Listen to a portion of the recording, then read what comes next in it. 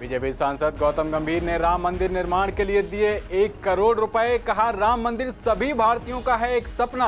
अक्षय कुमार भी दे चुके हैं 1 करोड़ की रकम। पटपड़गंज औद्योगिक क्षेत्र थाना पुलिस के हाथ लगी बड़ी कामयाबी। ऑटो में बिठाकर लूटने वाले 3 आरोपी दबोचे। वारदात में इस्तेमाल होने वाला ऑटो भी बरामद।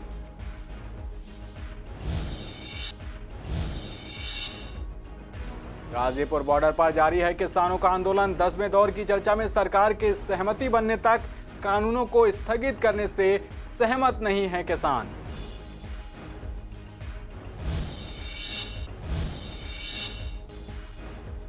लक्ष्मीनगर में शराब के नए ठेका खोले जाने का विरोध। गुरु नानकपुरा रोड पर स्कूल से महज चंद कदमों की दूरी पर खोला शराब का नया ठेका। स्थानीय महिलाओं ने किया विरोध।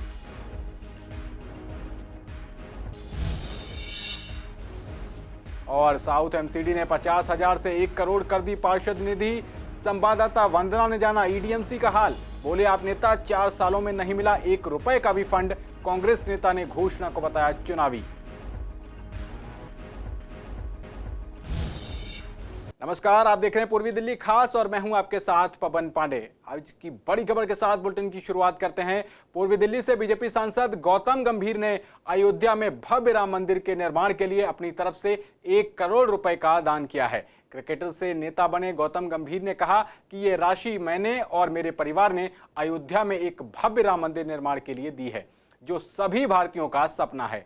पूर्वी दिल्ली के सांसद ने एक बयान में कहा है कि राम मंदिर लंबे समय से एक मुद्दा बना हुआ था, अब उसे विराम मिल चुका है। ये मंदिर एकता और शांति का मार्ग प्रशस्त करेगा। इस प्रयास में मेरे और मेरे परिवार की ओर से एक छोटा सा योगदान दिया गया है।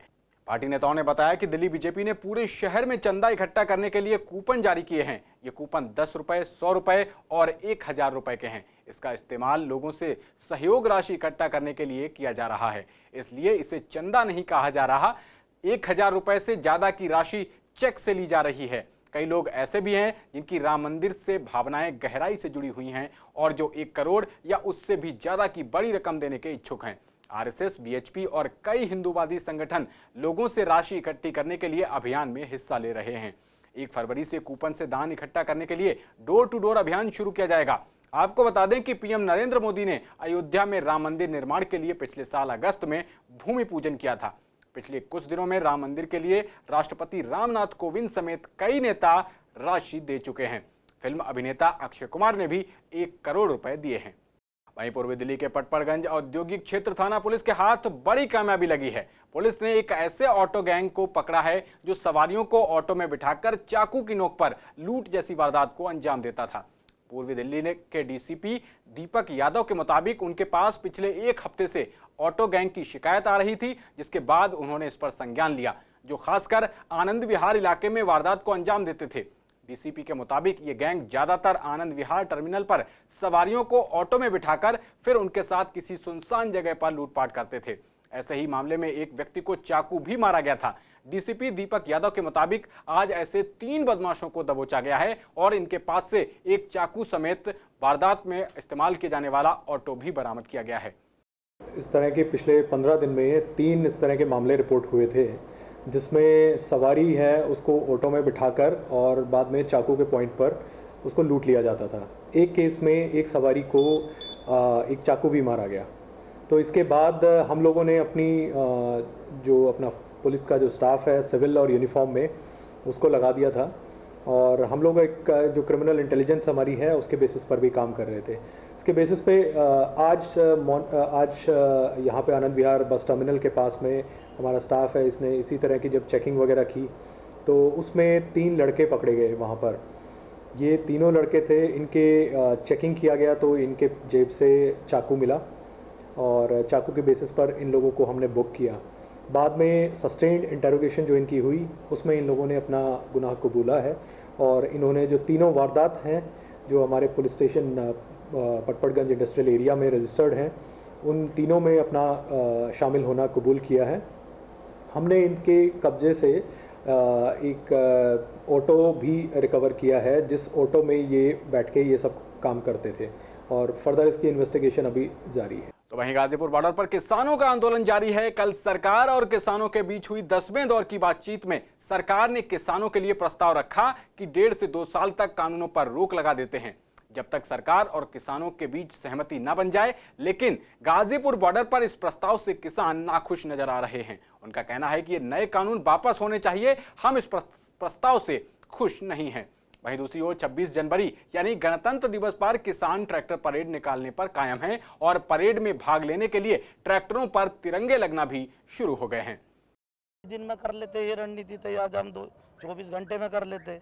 आज 2 महीने हो चुके हैं, लगभग 2 दिन और हो जाएगा।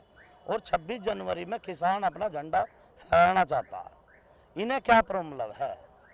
और सबसे 2 टुक की बात थी, भाई ये कानून कैंसिल करें और एमएसपी पे कानून बनावे। अब 1.5 साल का इन्होंने समय ले लिया और बोल रहे हैं हल्फनामा भी है। ये चीज़ तो ये 2 दिन में कर लेते। देखो हमें विश्वास नहीं है, हम दिल्ली जाएंगे, झंडा फहराएंगे और हमारा सिर्फ ये है कानून ये रद्द करें। हमें इनकी बातों पर कतई विश्वास नहीं है। ये सरकार चोर है, निकम्मे आदमी है जो मंत्री बन रहे हैं वहाँ, ये झूठे। उसका तो ये आओ बहनों भाई करा कुछ है नहीं, झूठ बोलता है मोदी प्रधानमंत्री कि इंडिया प्रधानमंत्री होते ही है। और कहता है वो चल रहा कोरोना 122 रैली करी बिहार के अंदर।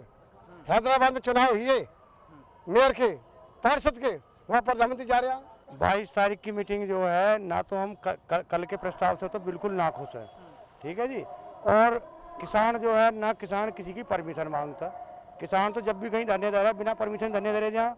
और जहाँ तक सवाल है 26 जनवरी का, 26 जनवरी पर हमें ना तो सरकार की ज़रूरत परमिशन की, ना हमें पुलिस की ज़रूरत। हम 199% दिल्ली में अगर हमारा ये काम नहीं सुलझता है कल, तो दिल्ली में 199% झंडा फहराएगा जो किसान का पूरा अधिकार है। किसी भी इलाके के विकास का पैमाना वहां के इंफ्रास्ट्रक्चर को देखकर सहज ही समझा जा सकता है। इसी लिहाज से शाहदरा से लेकर कड़कड़ी मोड़ तक रोड की हालत खस्ताहाल है। इस पर कई जगह गड्ढे हैं और बिहारी कॉलोनी पुलिस चौकी से लेकर कृष्णा नगर तक सीवर लाइन डालने का कार्य चला था, जो कई जगह पूरा हो गया, लेकिन पूरा होने के बावजूद इस सड़क की मरम्मत नहीं की गई है, जिसके चलते लोगों को काफी परेशानियां उठानी पड़ रही हैं। सड़क पर धूल उड़ती रहती है, गड्ढे होने के कारण हादसे का खतरा लगा रहता है। बताते चलें कि कई बार हादसे हो भी चुके हैं। वहीं दूसरी ओर कृष्णानगर रोड पर वायरिंग डालने का काम चल रहा है। यहां भी लोगों को काफी परेशानियां उठानी पड़ रही हैं। वायरिंग वर्क की वजह से अक्सर रोड पर जाम लगा रहता है। अब सवाल ये खड़ा होता है कि कई जगहों पर कार्य पूरा होने के बाद भी मरम्मत क्यों नहीं की गई और कब तक जनता को इन्हीं हालातों में जीना पड़ेगा। इस वक्त हम मौजूद हैं पूर्व आजाद नगर मेट्रो स्टेशन के पास, जहां पर आप देख सकते हैं ये जो पूरी रोड है वो जर्जर हालत में यहाँ पर है। शाहदरा से लेकर कड़कड़ी मोड़ तक यहाँ मिलती है और ऐसे में जो रोड है वो पूरी खराब है, जिसके चलते यहाँ पर धूल भी उड़ती है और ऐसे में एक्सीडेंट का खतरा भी बना रहता है। आइए ज़्यादा जानकारी हम लोगों से पूछते हैं कि क्या क्या उन्हें परेशानियाँ उठानी पड़ती है। ये रोड खराब होती है, प्रदूषण भी बहुत ज़्यादा होता है। अभी आपका बैलेंस खराब हो गया था, बैलेंस में गिर जाता है, चोट लग जाती है। बहुत रोड प्रदूषण भी कम हो सकता है अगर रोड सही हो, मिट्टी बिल्कुल ना हो इस पर। सर जी यहाँ पर काम 15-20 दिन करीब से काम चल रहा है और यहाँ पर दिक्कत बहुत ज़्यादा है। धूल मिट्टी सांसों के अंदर जा रही है, चलने में बहुत परेशानी हो रही है सर। इससे यह है कि आने जाने में बहुत दिक्कत परेशानी का सामना करना पड़ रहा है। अब आपको कृष्णानगर मेट्रो स्टेशन के आसपास की तस्वीरें दिखाना चाहते हैं, जहां पर वायर डलने का काम चल रहा है और ऐसे में इस कार्य के चलते यहाँ पर रोड पर जाम भी अक्सर लग जाता है। आप मेरे सामने देख रहे हैं कि कृष्णानगर की रेल लाइट पर पूरा जाम लग चुका है इस कार्य के चलते हुए। परेशानी तो बहुत ज़्यादा उठानी पड़ी है, गड्ढे हो रहे हैं। अगर हम स्कूटी भी लेके चलते हैं और फिसल जाते हैं तो एक्सीडेंट सबसे ज़्यादा यहीं पर होते हैं। ये आप देखो, इधर की साइड देखो आप, पूरे गड्ढे हो रहे हैं। 1 महीना हो गया, इतनी मिट्टी उड़ रही है, इतना प्रदूषण उड़ रहा है और इससे डस्ट जो उड़ रही है ये सांसों के अंदर जा रही है, उससे ज़्यादा और बीमारी बढ़ेगी। वैसे कहते हैं कि सावधानी रखो, ये करो। जब रोड ही इतने खराब चल रहे हैं और हम बाहर निकलेंगे तो सावधानी कैसे बरत पाएंगे हम? 15 से 20 दिन हो गए हैं इसको, ये सारे काम को चलते हुए, और उसके बाद इसको सारा ऐसे छोड़ गए हैं। इसके ऊपर आप देख रहे हो कि कहीं कोई रोड उसके बाद नहीं रखा, मिट्टी उड़ रही है घरों के अंदर आने में। और एक ये सामने आपको जनरेटर चलता हुआ भी दिख रहा होगा, इधर इन्होंने ये काम करा हुआ है और उधर सीवर का काम करा हुआ है, दोनों काम कंटिन्यूशन। उसके बाद क्या होता है, ट्रैफिक की प्रॉब्लम हो रही है। सारा दिन यहाँ पे जाम की समस्या, धूल मिट्टी, हम तो रात को सो भी नहीं पा रहे। अरे भाई साहब, यहाँ पे जब गाड़ी मुड़ती है तो कई बार ऐसा होता है गाड़ी मोड़ते ही पहिया स्लिप हो जाता है। अभी आपने देखा अभी अंकल जी गिर गए, दिन भर में कम से कम 20 आदमी गिरते हैं। इससे जल्दी इतनी मिट्टी उड़ती है, रात को अगर हम जाते हैं, मुंह धोते हैं, नाक निकालते हैं तो बिल्कुल काला काला निकलता है। कृष्ण नगर के आसपास भी रोड पर काम चल रहा है वायरिंग डलने का। अब देखा जाता है कि ये कार्य कितनी जल्दी कंप्लीट होता है और कंप्लीट होने के बाद क्या इसकी भी रिपेयरिंग की जाएगी या ऐसे में इधर भी गड्ढों से लोगों को परेशान होना पड़ेगा। कैमरा पर्सन ललित कुमार के साथ कुणाल शर्मा, सीसी न्यूज़ दिल्ली। लक्ष्मीनगर इलाके के गुरु नानकपुरा रोड पर स्थानीय महिलाओं ने शराब के नए ठेके खोले जाने का विरोध शुरू कर दिया है। आज दर्जनों की संख्या में महिलाओं ने ठेके के सामने विरोध प्रदर्शन किया और ठेके को जल्द बंद करने की मांग की। प्रदर्शन में शामिल महिलाओं का कहना है कि गुरु नानकपुरा रोड पर पहले से कई ठेके हैं, इसके बावजूद एक नया ठेका खोल दिया गया जो कि स्कूल से महज चंद कदमों की दूरी पर है। महिलाओं का कहना है कि इससे स्कूल में पढ़ने वाले स्टूडेंट्स पर बुरा असर पड़ेगा। पहले भी खुला था ये ठेका, 2 नंबर की दारू पी के लोग बहुत मरे हैं यहाँ से। फिर इनकी दारू पकड़ी गई है, उसके बाद इसको सील कर दिया गया। 5 साल तक सील रहा है ये। अब दोबारा इन्होंने उसी के बेहेव पे किसी और के नाम पे लेके परमिट दोबारा खोल लिया। हम तो शिफ्ट होके आए हैं, वहाँ इतने ठेके हैं, जहाँ पे गली गली में ठेके हैं। हमारा कौन सा नया, पहले भी ठेका था जहाँ पे, वो नहीं है। तो महिला कैटेगरी के हमने पूरे किए हैं मापदंड, शहर से जाके पूछ रहे हैं भाई ठेका कैसे खुलते हैं। पास में ही हमारा राजू पैलेस का स्कूल है जहाँ पर हमारी बच्चियाँ पढ़ने जाती हैं और यही रास्ता है जहाँ से वो निकल कर जाती हैं। यहाँ पर लोग शराब पियेंगे, यहाँ का माहौल खराब करेंगे, हमारी छेड़खानी होगी महिलाओं के साथ, क्योंकि हम नहीं चाहते कि आने वाले समय में, क्योंकि हमारी बच्चों के स्कूल भी खुलने वाले हैं, अब स्कूल में बच्चे आएंगी, हमारी सारी महिलाएं बहनें, हमारी बेटियां सब नई से रास्ते से जाती है, तो हम नहीं चाहते कि हमारे यहाँ का किसी भी तरीके से माहौल खराब हो। वहीं साउथ एमसीडी ने पार्षद निधि 50,000 से बढ़ाकर 1 करोड़ रुपए कर दी है। ऐसे में पूर्वी दिल्ली नगर निगम का हाल जाना सीसीएन संवाददाता वंदना कश्यप कंठ ने। इस दौरान सीसीएन से बातचीत करते हुए बीजेपी नेता संदीप कपूर ने बताया कि अभी तक हमें 30 लाख रुपए 4 सालों में मिले हैं। उन्होंने बताया कि अगर दिल्ली सरकार से पैसा आएगा तो मिलेगा ही।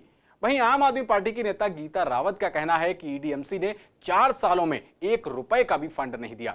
आपके नेता एमएलए फंड से काम करा रहे हैं। वहीं दिल्ली की तीसरी मुख्य पार्टी कांग्रेस की नेता कुमारी रिंकू का कहना है कि 3-4 साल में कोई पैसा नहीं आया है और जो काम हुए हैं उन ठेकेदारों को अब तक पेमेंट नहीं मिला। उन्होंने कहा कि अब चुनाव आ रहे हैं तो ये घोषणाएं की जा रही हैं। अब तक सिर्फ हमें 30 लाख रुपया इन 4 सालों में मिला है। और जहां तक प्रोविजन की बात है, जो साउथ ने किया है, साउथ ने बजट में इस निधि का प्रोविजन किया है कि अगर पैसा डेवलपमेंट के लिए आया दिल्ली सरकार से तो 1-1 करोड़ रुपया पार्षदों को मिलेगा। और हम ईस्ट में भी हर साल इसका प्रोविजन करके रखते हैं। अगर आप पिछले 3 बजट हमारे देख लें तो हम हर साल 1 करोड़ रुपए पार्षद निधि का प्रोविजन करके रखते हैं, लेकिन पैसा आता नहीं, हमें मिलता नहीं। तो पैसा जब आएगा, अगर पैसा दिल्ली सरकार से डेवलपमेंट हेड में आता है और अगर प्रोविजन नहीं किया तो हम यूज़ नहीं कर पाएंगे। तो इसलिए ये प्रोविजन बजट के अंदर रखा जाता है कि अगर पैसा आ गया तो वो पैसे को हम यूटिलाइज करेंगे पार्षद निधि में। और 1 करोड़ रुपया हम भी रखते हैं हर साल। दिल्ली सरकार जितना 5वें वित्त आयोग के हिसाब से सिफारिशें हैं, अगर उतना पैसा हमें ठीक ढंग से दे दे तो ये निधि मिल सकती है। लेकिन जिस हिसाब से दिल्ली सरकार की नीयत है और जैसे वो पंगु बनाने की कोशिश कर रहे हैं, मुझे लगता है कि इस साल भी वो निधि किसी भी पार्षद को नहीं मिल पाएगी। अगर मैं काउंसलर हेड की बात करूं, काउंसलर हेड हमने 3 साल से सुना भी नहीं, ना ही हमें मिला है। काउंसलर हेड का ये फ़ायदा होता है कि मतलब काउंसलर चुने हुए जो नुमाइंदे होते हैं वो अपने क्षेत्र में कुछ भी छोटा मोटा लोगों की सेवा के लिए काम करा सकते हैं, चाहे वो किसी भी तरह का काम हो, स्कूल का काम हो, नाली का काम हो, खरंजे का काम हो। मगर काउंसलर हेड किसको कहते हैं हम तो भूल ही गए, क्योंकि 3-4 साल से तो हमने देखा ही नहीं। और कभी पहले जब मिलता था तो उनके जो हमने काम कराए थे, अभी तक बेचारे जो हमारे ठेकेदार हैं वो रोना रोते हैं, उनकी पेमेंट नहीं हुई है। 10-10 साल की पेंडेंसी पड़ी हुई है। आप कह रहे हैं कि बड़ा मतलब चुनावी ईयर चल रहा है इसलिए आप घोषणाएं पे घोषणाएं करते जा रहे हैं। आप ये बताइए कि आपने पिछले 3 साल से क्यों नहीं दिया है? और सिर्फ मतलब वोट, जिन लोगों ने हमें वोट देकर चुना है उनका क्या कसूर है? आप लोगों की लड़ाई जो चल रही है दिल्ली सरकार और भारतीय जनता पार्टी की, कि आप लोग आरोप और प्रत्यारोप एक दूसरे पे लगा रहे हैं, आप जनता को सही चेहरा क्यों नहीं दिखा? साथियों, भाजपा शासित एमसीडी ने साउथ एमसीडी को जो उनका फंड होता है पार्षदों का 50 लाख से बढ़ाकर 1 करोड़ कर दिया। यही दूसरी ओर ईस्ट एमसीडी है जिसने अभी तक पिछले 4 सालों में अपने पार्षदों को 1 रुपये का भी फंड नहीं दिया। लेकिन हम ये नहीं कहते कि हमें फंड चाहिए। क्यों? क्योंकि आज दिल्ली सरकार के विधायक हर प्रत्येक एरिया में, प्रत्येक विधानसभा में, प्रत्येक वार्ड में बहुत अच्छा कार्य कर रहे हैं और खुद एमसीडी के कर्मचारियों द्वारा ही वो कार्य किया जा रहा है, चाहे वो उनके जेई हों, चाहे एई हों, चाहे एक्शन हो, उनके बदौलत ही, उनके द्वारा ही सारा काम करा जा रहा है विधायक फंड से। साथियों, बात फंड की नहीं है। हम चाहते हैं हमारे क्षेत्र के जो कर्मचारी हैं, पूर्वी दिल्ली के जो कर्मचारी हैं, पूरी दिल्ली के जो हमारे एमसीडी के कर्मचारी हैं, पहले उनको सैलरी दी जाए, उनको तनख्वाह दी जाए। जैसा कि आप जानते हो, पिछले 2-4 दिनों से फिर हड़ताल शुरू हो गई है। आज गली में एक सफाई के लिए बीजेपी की जो एमसीडी है वो एक सफाई के लिए जानी जाती है, लेकिन बीजेपी ने उस एमसीडी को भी आज गंदगी का ढेर बना दिया है। तो वहीं निगम के दक्षिणी जोन कार्यालय पर सीबीआई का छापा पड़ने पर बीजेपी नेताओं की प्रतिक्रिया सामने आई है। बीजेपी पार्षद श्याम सुंदर अग्रवाल का कहना है कि उन्होंने हर बार करप्ट अधिकारियों के खिलाफ आवाज उठाई और कार्रवाई की मांग भी की, पर कुछ न होने से उन्हें सीबीआई का सहारा लेना पड़ा। वहीं जोन की चेयरपर्सन भावना मलिक का कहना है कि अगर अधिकारी गलत चीजों में लिप्त हैं तो उनके खिलाफ कार्रवाई होनी ही चाहिए। देखिए ये खास बातचीत। फैक्ट्री डिपार्टमेंट ने जो कि घरेलू उद्योग के लाइसेंस बनाते हैं, उनके अधिकारियों ने, उनके इंस्पेक्टर्स ने पूरे ईडीएमसी में आतंक का माहौल बनाया हुआ है। जब कोई अपना लाइसेंस बनवाने जाता है तो उससे पहले पर्ची काटने के नाम पे पैसे मांगे जाते हैं, फिर लाइसेंस बनवाने के नाम पे पैसे मांगे जाते हैं। सबकी जीएड कट चुकी है। आपको हानि होगी कि गांधीनगर के अंदर हमने 343 लोगों के पैसे वापसी करवाए थे, जिसके जीएड के लिए 2-2 हज़ार रुपये रिश्वत ले ली गई थी। अब लाइसेंस बनवाने के बीच में लॉकडाउन हो गया, लाइसेंस बनवाने की प्रक्रिया चालू हो गई, तो इन्होंने लोगों को नोटिस भेजने चालू किए, लोगों को डराना चालू किया, और लोगों को डरा के जब इंस्पेक्टर उसके बाद जाता है तो उसको कमियां बताते हैं कि तेरी फैक्ट्री में ये कमी है, हमें 20,000 रुपये प्रति लाइसेंस चाहिए। किसी से 25 मांगते हैं, यहाँ तक भी खवाएगी 40-40 हज़ार भी लिए हैं। मुझे फ़ोन आ रहे लोगों के, मेरा वार्ड भी है, दूसरे वार्ड भी हैं, कि हमसे पैसे मांगे, किस बात की हमने जीएड कटवाई हुई है। तो मैंने इसको संज्ञान में लिया। मैंने अपने 1-2 अधिकारियों से बात की, मैं कही क्या किया जाए, ये तो बड़ा आतंक का माहौल है। उन्होंने कहा आप जो कीजिए अपनी समझ से कीजिए और जो होगा अच्छा होगा। मैंने उनको भी नहीं बताया कि हम सीबीआई जाने वाले हैं। तो एक मेरे जानकार थे, मेरे नज़दीकी थे, मैंने उनसे कहा आप सीबीआई चलेंगे? कहते हैं बिल्कुल चलूँगा। तो उनके साथ उनके रिश्तेदार की उनकी मिला के 5 फैक्ट्रियाँ थी। जो 5 घरेलू उद्योग थे उनके से पहले 1 लाख रुपये मांग गया। उन्होंने कहा भी 5 है, कुछ कंसेशन किया जाए। तो होते होते 60,000 पर बात फाइनल हुई, और 60,000 में उन्होंने कहा कि 40,000 पहले लूँगा, 20,000 बाद में लूँगा। उसके लिए फिर मेरे पास जब वो आए तो मैं उनको लेकर सीबीआई गया। सीबीआई के अधिकारियों से बातचीत की। उन्होंने पहले दिन वेरिफिकेशन किया कि वाकई में पैसा मांगा है या नहीं। आज न्यूज़पेपर पढ़ने के बाद मुझे पता लगा कि शादरा साउथ जोन में विजिलेंस डिपार्टमेंट का छापा पड़ा है और उसमें 2 अधिकारी संलिप्त हैं। चूँकि मुझे डिपार्टमेंट से कोई सूचना नहीं है और ना ही विजिलेंस से कोई सूचना आई है, तो मैं इसके बारे में ज़्यादा नहीं बता सकूंगी। लेकिन इतना ज़रूर कहूंगी कि अगर अधिकारी किसी भी गलत काम में लिप्त हैं तो उन पर कार्रवाई ज़रूर होनी चाहिए। तो खबरों में आगे बढ़ते हैं। शाहदरा जिले के ताहिरपुर स्थित Rajiv Gandhi super speciality hospital को कोविड डेडिकेट घोषित किए जाने के बाद से ही राजीव गांधी हॉस्पिटल में कोरोना से मरने वालों की संख्या हमेशा बाकी अस्पतालों के मुकाबले कम रही और रिकवरी रेट भी ज्यादा रहा। ऐसे में वैक्सीनेशन शुरू होने के बाद राजीव गांधी हॉस्पिटल से वैक्सीन लगवाने वाले स्टाफ की संख्या ज्यादा से ज्यादा होने की उम्मीद लगाई जा रही थी। लेकिन राजीव गांधी हॉस्पिटल शाहदरा डिस्ट्रिक्ट में कोविड वैक्सीन लगाने के मामले में पीछे नजर आया है। राजीव गांधी हॉस्पिटल के नाम यमुना पार में एक दिन में सबसे कम वैक्सीनेशन का रिकॉर्ड जुड़ गया है। यहां वैक्सीनेशन के तीसरे दिन में सिर्फ 9 लोगों को वैक्सीन लगी। हालांकि अस्पताल के नोडल ऑफिसर से लेकर मीडिया स्पोक्स पर्सन डॉक्टर छवि ने वैक्सीन लगवाकर स्टाफ का हौसला जरूर बढ़ाया। कुछ तो वैक्सीन हेजिटेंसी है, कुछ ये बीमारी इनफैक्ट ख़त्म सी हो गई है। अब लगभग 150 के आसपास दिल्ली में पर डे केस आ रहे हैं, कभी 7-8 हज़ार आते थे। कारण वही है कि लोग ठीक ठाक हैं, बिल्कुल चुस्त दुरुस्त हैं, पेशेंट है नहीं उनके पास में, उन्हें लगता है बीमारी ख़त्म हो गई है। सेकंड वेव का उनको कंसेप्ट ठीक से है नहीं, तो वो सेकंड वेव का कंसेप्ट हम उन्हें दे रहे हैं, धीरे धीरे समझ में आ रही है। तो आने वाले दिनों में उम्मीद है कि ये केसेस जो वैक्सीनाइजेशन के नंबर है वो बढ़ेंगे। वेटिंग रूम में जब 10 लोग आ जाते हैं तब हम लोग वायल खोलते हैं और एक एक करके 10 लोगों को लगा देते हैं। यूजुअली एक वायल खोलने के बाद में लगभग 4 घंटे में उसे हमें काम में लेना होता पूरा। बट हम लोग यूजुअली खोलते तब हैं जब हमारे पास में 7-8-9 पेशेंट तो आ ही गए होते हैं, तो लग जाती है ऑलमोस्ट सारी वायल। बट जैसे 5 बज रही है, ख़त्म हो गया, कोई आया नहीं है, और एक वायल में से जैसे टेक एग्जाम्पल आपने बताया 9 डोज लगी थी, तो 9 डोज लगने के बाद जो 1 डोज बची है वो 1 डोज वेस्ट हुई है, इससे ज़्यादा वेस्ट नहीं होता है।